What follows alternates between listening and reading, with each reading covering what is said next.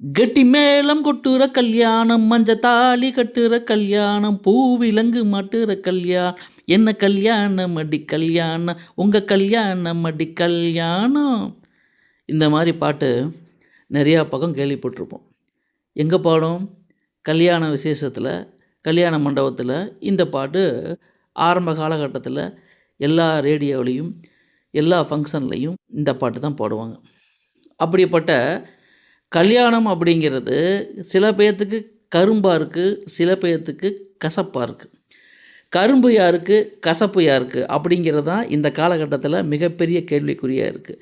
அதை பற்றி தான் இந்த வீடியோவில் பார்க்க போகிறோம். இந்த வீடியோவை ஸ்கிப் பண்ணாமல் கடைசி வரைக்கும் பாருங்கள். இந்த கேள்விக்கு உண்டான பதில், கல்யாணங்கிறது கரும்பா கசப்பா அப்படிங்கிறதுக்கு பதில் உங்களுக்கு வீடியோவின் இறுதியில் கிடைக்கும். கடைசி வரைக்கும் பாருங்கள். வாங்க கன்னண்டுக்குள்ளே போகலாம்.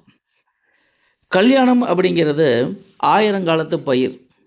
அதனால தான் ஆடு மாடுகளை விட மாட்டுறாங்களோ அப்படிங்கிற ஜோக் பேசுகிறல. கல்யாணம் ஆயிரங்காலத்து பயிர்னு சொல்கிறதுக்கு காரணம் என்ன அப்படின்னா, எல்லாத்துக்கும் கல்யாணங்கிறது வச்சிடாது.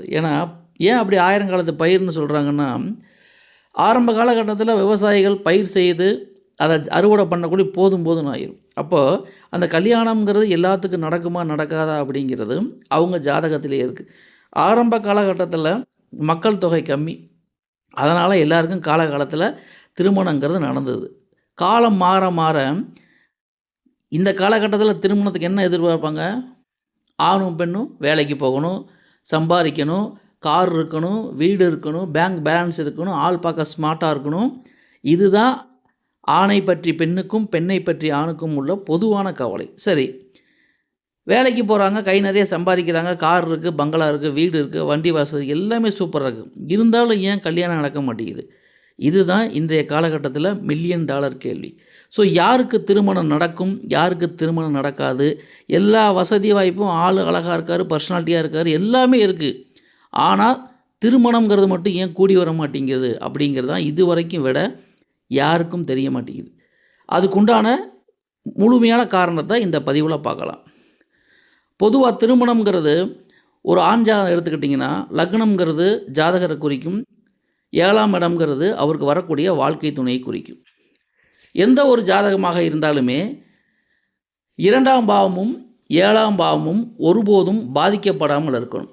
அது என்ன சார் பாதிக்கப்படாமல் இருக்கிறது?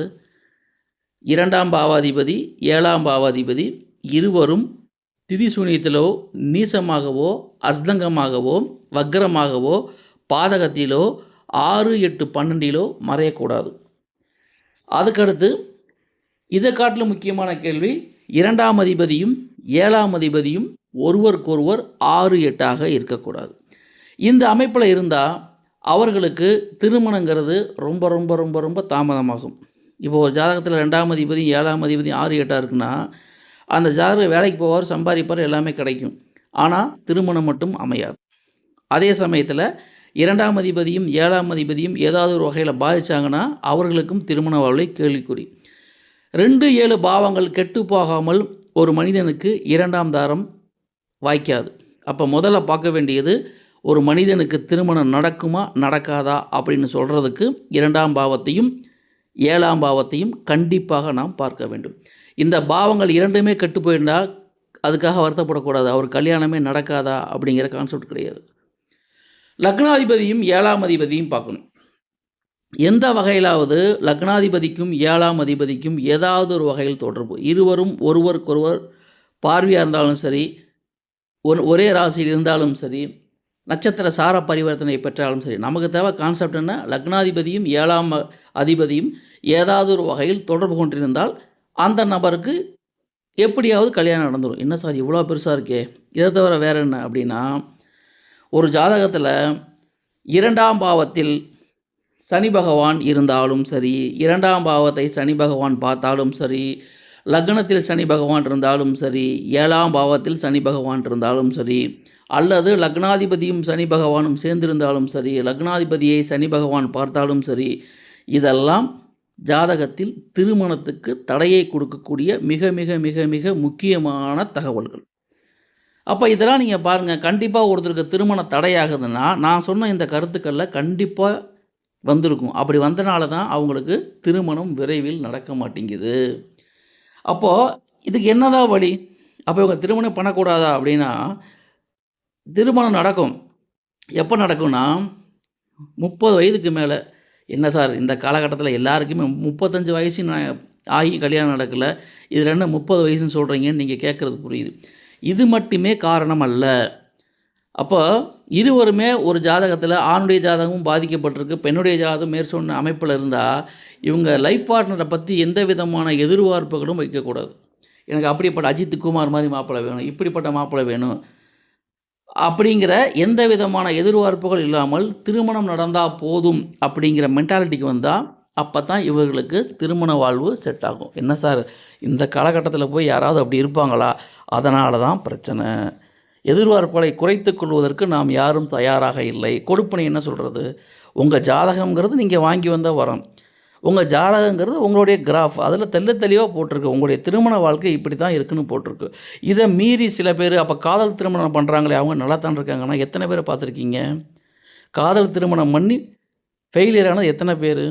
அப்போ ஆசை 60 நாள் மோகம் 30 நாள் அப்படிங்கிற கான்செப்டில் வேணால் மாட்டிக்கிட்டு வேணால் சில பேர் முடிக்கலாமே தவிர, ஜாதக அமைப்பு பொருந்தாமல் அவங்க ஜாதகத்தில் பிரச்சனை இருந்தால் திருமண வாழ்க்கைங்கிறது கேள்விக்குறி தான். இதை தவிர்க்கவே முடியாது.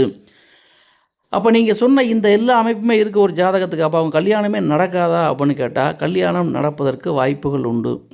இந்த ஒரு கேட்டகரியை மட்டும் நம்ம வச்சு எதையும் ஃபைனல் பண்ண முடியாது. லக்னாதிபதி 7ஆம் அதிபதி 6, 8ஆக இருந்து 2ஆம் பாவத்திலும் அல்லது 7ஆம் பாவத்திலோ சனி பகவான் இருந்து 7ஆம் களத்திரக்காரகனான சுக்கிரன் ஒரு ஆண் ஜாதகத்தில் பாதிக்கப்பட்டிருந்து லக்னாதிபதியும் 7ஆம் அதிபதியும் இவர்கள் அஷ்டவர்க்க பரல ரொம்ப கம்மியான பரல் வாங்கியிருந்தாலும் இந்த அமைப்புடைய ஜாதகருக்கு திருமண வாழ்க்கை அப்படிங்கிறது ரொம்ப கம்மி. ஏன்னா எல்லா கான்செப்ட்டுமே அடிபட்டு போயிருக்கு. சில பேர்த்துக்கு ஏதாவது ஒரு லூப் ஹோல் இருக்கும். அப்போ திருமணம் நடக்கிறதுக்கு வாய்ப்புகள் அவங்க ஜாதகத்திலேயே தான் இருக்குது. அப்போது எதிர்பார்ப்புகளை குறைத்து கொண்டு திருமணம் ஆனால் சரி அப்படின்னா ஏதாவது ஒரு வகையில் பெண்ணை காட்டிலும் ஆணோ அல்லது ஆணை காட்டிலும் பெண்ணோ ஏதாவது ஒரு வகையில் கம்மியாக இருக்கணும். எனக்கு படிப்புக்கேற்ற படிப்பு, வேலைக்கேற்ற வேலை, சம்பளத்துக்கேற்ற சம்பளம், வசதிக்கேற்ற வசதி, இதெல்லாம் பார்த்தீங்கன்னா ஏதோ ஒரு லூப் ஹோல் அடிபட்டு போயிடும். அப்போ உங்களுடைய எதிர்பார்ப்புகளை குறைத்து கொண்டால் திருமணம் நடப்பதற்கு வாய்ப்புகள் உண்டு. ஆனால் இந்த காலகட்டத்தில் யாரும் அந்த அளவுக்கு இறங்கி வருவதற்கு தயாராக இல்லை. எப்போ இறங்கி வருவாங்கன்னா 40 வயசுக்கு ஆனதுக்கப்புறம் தான் இறங்கி வருவாங்க. அதுக்கப்புறம் கல்யாணம் பண்ணால் என்ன பண்ணாட்டி என்னங்கிற மென்டாலிட்டி தான் எல்லாத்துக்குமே வரும். அப்போ இறைவன் எல்லாத்துக்கும் அளந்து வச்சுருக்கார். உங்கள் வாழ்க்கை தரம், உங்கள் திருமண வாழ்க்கை இப்படி தான் இருக்கணும் எழுதப்பட்டிருந்தால் அதன் பிரகாரம் தான் நடக்கும்.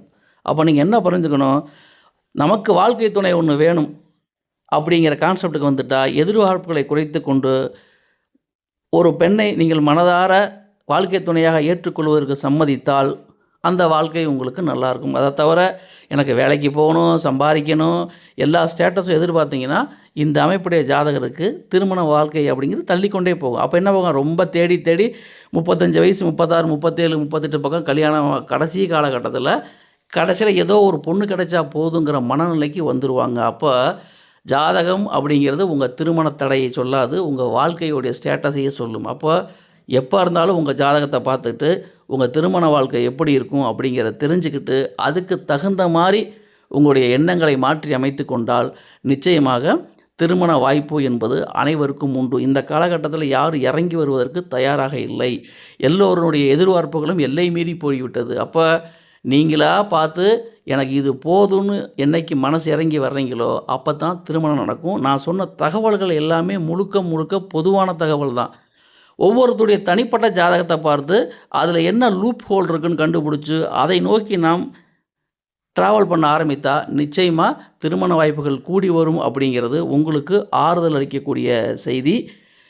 உங்கள் தனிப்பட்ட ஜாதகத்தை பார்க்க விரும்புகிறவங்க 9943730707 என்ற எண்ணுக்கு உங்கள் ஜாதகத்தை அனுப்பி கட்டணம் கட்டி ஆலோசனை கேட்டுக்கொள்ளலாம். மற்றபடி நான் சொன்ன இந்த விஷயங்கள் உங்களுக்கு முழுக்க பொருந்தி இருக்குது, எனக்கு அந்த மாதிரி அமைப்பு தான் இருக்குதுன்னு நினச்சிங்கன்னா இந்த பதிவுக்கு கமெண்ட் போடுங்க. உங்கள் ஜாதகத்தை எந்த அளவுக்கு துல்லியமாக பார்த்துக்கிறீங்களோ அந்தளவுக்கு திருமண வாய்ப்புகள் விரைவில் கைகூடி வரும். எனவே யாரும் கலங்க வேண்டாம். எல்லோருடைய ஜாதகமும் ஒரே மாதிரி இருக்காது. எல்லாருக்கும் திருமண வாழ்க்கை உண்டு. தைரியமாக இருங்கள், தன்னம்பிக்கையோடு இருங்கள். விரைவில் உங்கள் வீட்டிலும் மேளம் கொட்டட்டும், தாலி கட்டட்டும். நன்றி நேயர்களே. மீண்டும் அடுத்த பதிவில் வேறொரு தலைப்பில் உங்களை சந்திக்கின்றேன். அதுவரை உங்களிடமிருந்து விடைபெறுவது உங்கள் ஜெயம் வேணுகோபால். நன்றி, வணக்கம்.